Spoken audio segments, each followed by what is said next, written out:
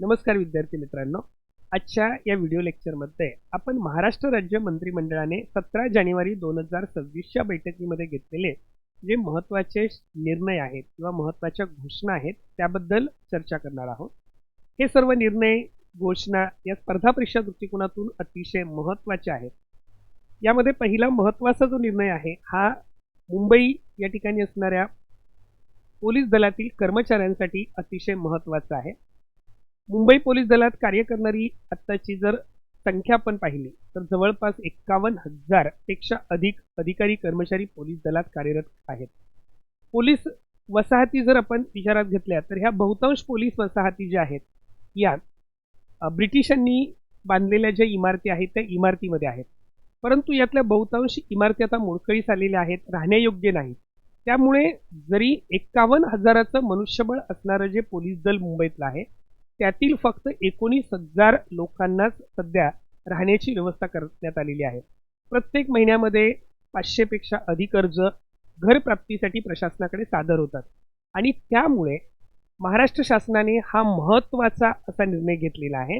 Mumbai police housing township यामध्ये 40 ते 45,000 हक्काची घरं बांधली जाणार आहेत की जेणेकरून प्रत्येक पोलीस दलातील कर्मचाऱ्याला मुंबईमध्ये स्वतःचं घर मिळेल. म्हणजे आज आपण पाहतो कितीतरी पोलीस कर्मचारी हे अगदी वसई, विरार, बदलापूर, पनवेल यापासून प्रवास करून पोलीस दलात नोकरीसाठी येत असतात.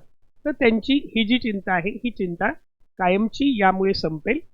40 ते 45,000 हक्काची घरं बांधली जाणार आहेत. 5 कोटी चौरस फूट विकास यासाठी केला जाणार आहे आणि त्यासाठी लागणारी जी 20,000 कोटी अंदाजित खर्च आहे या खर्चास महाराष्ट्र राज्य मंत्रिमंडळाने मान्यता दिलेली आहे.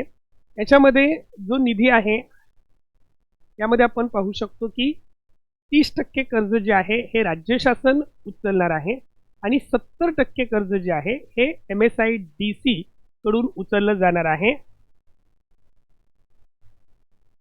MSIDC Maharashtra state infrastructure development corporation Maharashtra शासनाच्या अखत्यारीत असणारे ज्या इन्फ्रास्ट्रक्चर स्कीम्स आहेत त्याचबरोबर महाराष्ट्राचे राज्य रस्ते आहेत यांच्या बांधणीचं किंवा या इन्फ्रास्ट्रक्चरच्या प्रोजेक्टची जबाबदारी असणारी MSIDC जी संस्था आहे ती 70% कर्जाची उभारणी करणार आहे आणि याच्यामधूनच पोलीस बांधवांसाठी 40 ते 45,000 हक्काची घरं बांधण्याचा हा जो प्रकल्प आहे पोलीस गृहनिर्माण मेगा प्रोजेक्ट ज्याचं नाव आहे मुंबई पोलीस हाऊसिंग टाउनशिप याला मंत्रिमंडळाच्या निर्णयामध्ये मान्यता देण्यात आलेली आहे. त्याच्यानंतर पुढचा आहे विदर्भ सिंचनाबद्दलचा बेंबळा नदीवरचा प्रकल्प. बेंबळा नदी जी आहे ही यवतमाळ जिल्ह्यातील आहे आणि या प्रकल्पासाठी 4,775 कोटी रुपये मंजूर करण्यात आलेले आहेत. यामुळे 58,768 हेक्टर जमीन ओलिताखाली येणार आहे आणि या प्रकल्पाचा जो फायदा आहे हा नेर, बाबुळगाव, कळंब, राळेगाव, मारेगाव म्हणजे हा प्रकल्प जो आहे हा यवतमाळ जिल्ह्यातल्या बाबुळगाव तालुक्यामध्ये आहे, पण जवळपास यामुळे 5 तालुक्यांना या पाण्याचा फायदा होणार आहे. मौजे धामक जिल्हा अमरावती गावाचं आदर्श पुनर्वसन करण्यासाठी सुद्धा 89.32 कोटी रुपयांची तरतूद करण्यात आलेली आहे. बेंबळा नदी जी आहे या ठिकाणी आपण पाहू शकतो की जी बेंबळा नदी आहे हिचा जो उगम आहे हा वाशिम जिल्ह्यामध्ये होतो. ही नदी प्रामुख्याने वाशिम आणि यवतमाळ या 2 जिल्ह्यांमधून वाहते आणि ही वर्धा नदीची महत्त्वाची अशी मुख्य उपनदी आहे. म्हणजेच ही बेंबळा नदी पुढे जाऊन वर्धा नदीला मिळते. पुढचा सगळ्यात महत्त्वाचा असा जो निर्णय आहे तो म्हणजे महिमा या संस्थेची स्थापना करण्यात आलेली आहे. महिमा या संस्थेची स्थापना करण्यात आलेली आहे. हा अतिशय महत्त्वाचा असा मुद्दा आहे. याच्यामधून महाराष्ट्रातील तरुणांना जागतिक रोजगाराच्या संधी मिळाव्या यासाठी प्रशिक्षण देणारी ही संस्था आहे. या ठिकाणी आपण पाहू शकतो महाराष्ट्र व्यापक आंतरराष्ट्रीय गतिशील आणि क्षमता संस्था. महिमाचा फुल फॉर्म आहे Maharashtra agency for holistic international mobility and advancement. Maharashtra व्यापक आंतरराष्ट्रीय गतिशीलता आणि क्षमता संस्था महिमा या संस्थेची स्थापना करण्याचा निर्णय घेण्यात आलेला आहे. याचा उद्देश काय आहे तर महाराष्ट्रातील तरुणांना परदेशामध्ये नोकरी मिळवून देणं. महाराष्ट्रातील तरुणांना परदेशामध्ये नोकरी मिळवून देणं.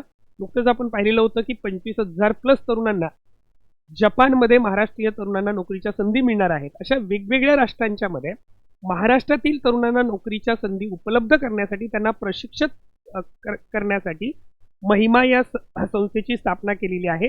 हिचं मुख्यालय जे आहे हे मुंबई या ठिकाणी असणार आहे आणि 5 विभागीय कार्यालय असतील. पहिल्या 3 वर्षासाठी 132 कोटी रुपयांना मंजुरी देण्यात आलेली आहे. या संस्थेचा हेतू जो आहे हा कौशल्य प्रशिक्षण देणं, जागतिक दर्जाचं प्रशिक्षण आणि समुपदेशन उपलब्ध करून देणं यासाठी ही महिमा ही संस्था स्थापन करण्यात आलेली आहे. याच्यासाठी परदेशी जाण्यासाठी लागणारा व्हिसा किंवा इतर कायदेशीर बाबीमध्ये सुद्धा ही संस्था मदत करणार आहे. त्यामुळे विद्यार्थी मित्रांनी या घटकाकडे अतिशय व्यवस्थित लक्ष देणं गरजेचं आहे.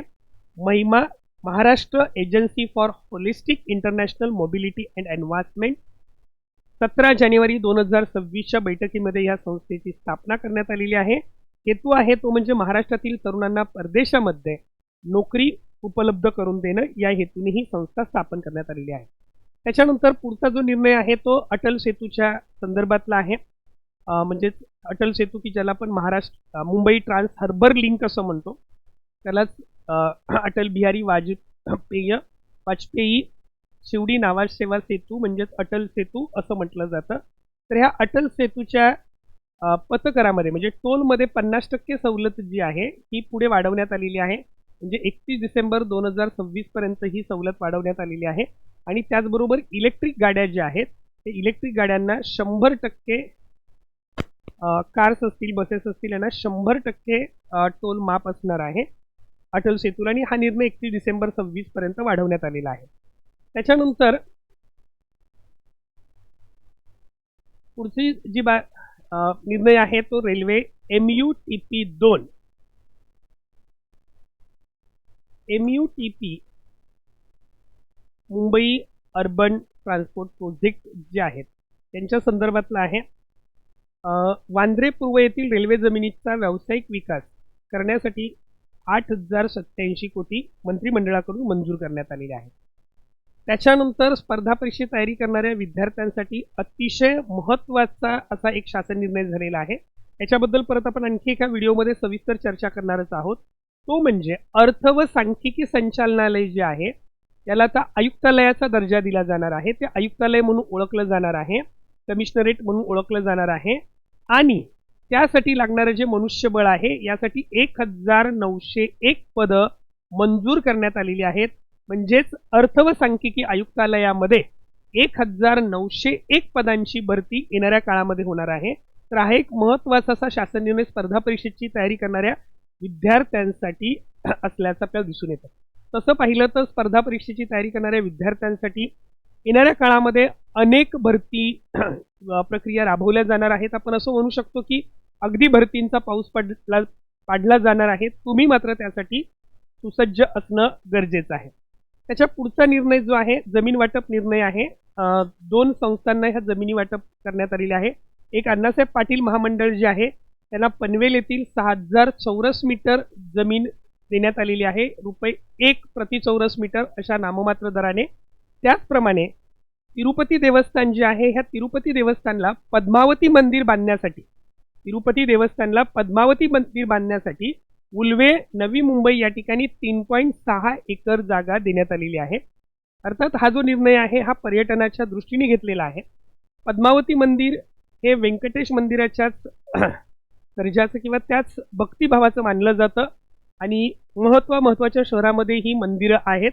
त्याप्रमाणे हे जे मंदिर आहे हे उल्वे या शहरामध्ये सुद्धा बांधलं जाणार आहे आणि त्यासाठी 3.6 एकर जागा ही शासनाकडून ₹1 प्रति चौरस मीटर या नाममात्र दराने तिरुपती देवस्थानाला देण्यात आलेली आहे. त्याच्यानंतर पुढचा जो मुद्दा आहे तो म्हणजे कृषी निर्यात आणि ई बसेसच्या बाबतीमध्ये बाबगाव ठाणे या ठिकाणी मल्टी मॉडेल हब तयार करण्यात आलेला आहे. हे जे मल्टी मॉडेल हब आहे हे विशेषतः भाजीपाला व फळं यांची निर्यात करण्यासाठी टर्मिनल मार्केट म्हणून हे तयार करण्यात आलेलं आहे. याची क्षमता जी आहे ही 1,00,000 टन शेतमाल प्रतिवर्ष या ठिकाणी ह्या हबमध्ये मधून निर्यात केला जाईल अशी क्षमता असलेलं 1,00,000 टन शेतमाल प्रतिवर्ष एवढी क्षमता असणारं हे multi model hub Babgaon Thane या ठिकाणी विकसित करण्यात येत आहे. यासाठी सहकार्य जे आहे हे जागतिक बँकेचं आणि स्मार्ट प्रकल्पाचं सहकार्य यासाठी लाभणार आहे. त्याच्यानंतर पुणे पिंपरी चिंचवडसाठी 1000 ई बसेस, केंद्र सरकारची जी PM ई ड्राईव्ह योजना आहे या योजनेअंतर्गत 1000 ई बसेस घेण्यासाठी मंजुरी देण्यात आलेली आहे.